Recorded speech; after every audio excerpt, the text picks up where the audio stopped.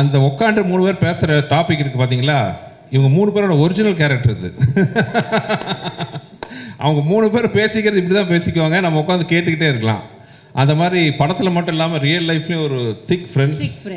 Especially Arya, சமீபத்தில் வந்து ஆர்யா விஷால் கூட பண்ண சில விஷயங்கள்லாம் வந்து ஒரு நண்பன் இருந்தால் போதும் அப்படிங்கிறதுக்கு ஒரு உதாரணமாக வந்து ஆர்யா நிறையா பண்ணார்.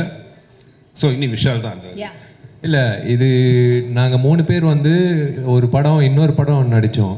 அதில் இவங்க அவங்க பேருன்னா கவர்ச்சி நடிகை ஷக்கீலா. நான் ஒரு அசிஸ்டன்ட் கமிஷனராக வருவேன்.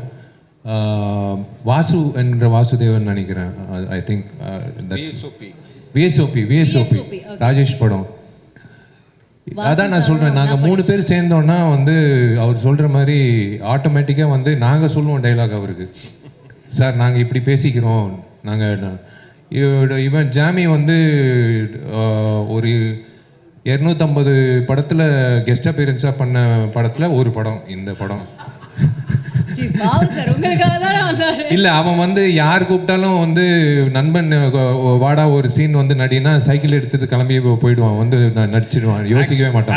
ஆக்சுவலாக ஜெய்சங்கருக்கு அப்புறம் இல்லை மனோரமா அம்மாவுக்கு அப்புறம் அதிகமாக படங்கள் நடிக்க போகிற நடிகன் வந்து இவன் தான் நினைக்கிறேன், ஆர்யா. ஆக்சுவலாக இந்த சீன் வந்து பர்டிகுலர் சீன் நாங்கள் ஹைதராபாத்தில் ஷூட் பண்ணோம்.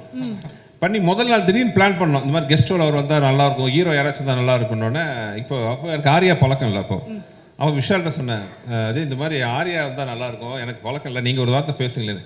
அவன் யார் கூப்பிட்டாலும் வருவான், சார் நீங்கள் கூப்பிடுங்க வருவான். ஆனால் அதே மாதிரி சச்ச ஒரு ஜெம். நான் சொன்னோன்னா இல்லை சார் நான் வரேன். என்னோட கடவுள் கொடுத்த ஒரு பொக்கிஷம் இது வந்து. அது அவர் சொன்ன மாதிரி வந்து இவர் ஒரு பொக்கிஷம் மாதிரி, இது ஒரு பொக்கிஷம் மாதிரி. ஆர்யா வந்து it's a blessing to have something like that in life.